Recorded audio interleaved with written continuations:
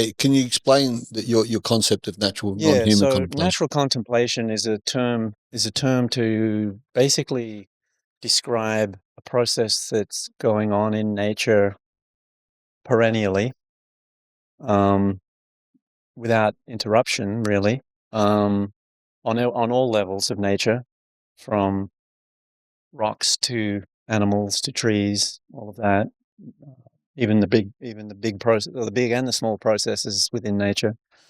So natural contemplation, if you think about conditional nature, physical conditional nature, it's transient, it's changing, it's always changing. It's sort of got a constancy to it as well, because it's there all the time, apparently. But it's completely always changing. So we appear in a body, and it's changing, and then it dies. And as is the case with all animals and trees and everything else. So it kind of rationally, to some degree, even rationally, it kind of can make some sense that within this complex of nature, there would be a process that would take that into account, this changeability. And this is what I describe as natural contemplation, which is because animals, we'll just focus on animals for now. They, without the conceptual mind that we were talking about a minute ago, um, with some animals have some conceptual mind, a very it's, but primarily it's this perceptual mind, and in living in that context allows their whole body, physical being, to be sensitive to how vulnerable it is and how it's mortal. If you're an animal and you're living in somewhere out there, you are very aware that you're part of the food chain. Not that there's a chain, but you know you're going to be eaten if you don't. Sooner or later, you're going to be eaten, no Right. matter what you do. Yeah. And so feeling that without the conceptual mind turning that into something that we do, but we'll get onto that in a minute, but they are able to feel that fear, that vulnerability fully through the body. And their response to that, their natural response to that, is to surrender into that awareness and to basically feel the fear fully, feel through the fear, and then surrender into life rather than contract around threat and possible death. So this is a sort of a capability that animals have.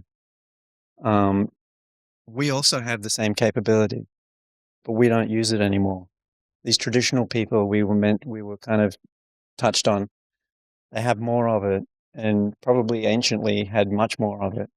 Um, so we feel vulnerable like an animal does. We know we're going to die, but we go to mind with it, and we articulate something about it. We tell stories about it. We imagine we might be able to avoid it or escape it. And even today, people are talking about living forever and all of that kind of thing, which people have always talked about that, but some Western people.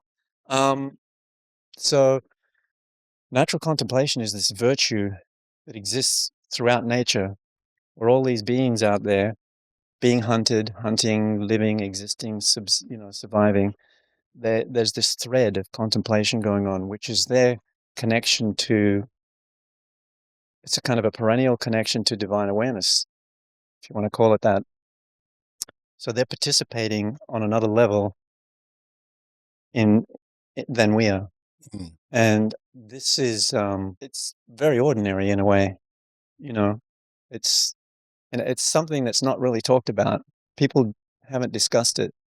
Haven't come across a biologist who's brought it up, or a zoologist, Mm. or an animal trainer, or a adventurer, or a spiritual teacher, or it's just not there. Even in the ancient texts, there's barely any mention of this profundity that's going on all around us.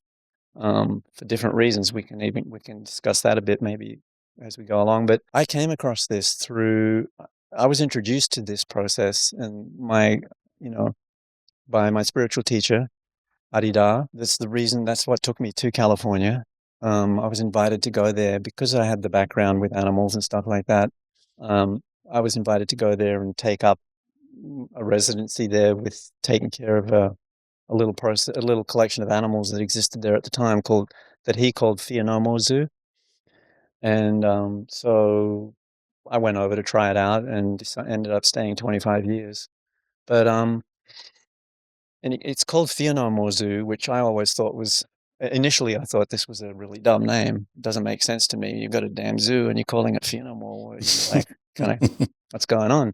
But what he talks about, what he described there is this natural contemplation is the animals are going from feeling through the fear into the disposition of fearing no more in their participation in inherent awareness that is there, so all animals are connected to that on some level.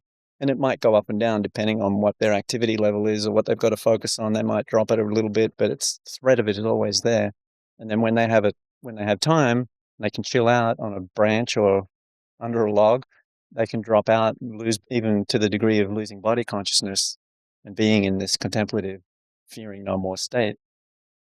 Cats are very profound at this, and they can, jump up and get into action very quickly, but they can also go into this process very quickly.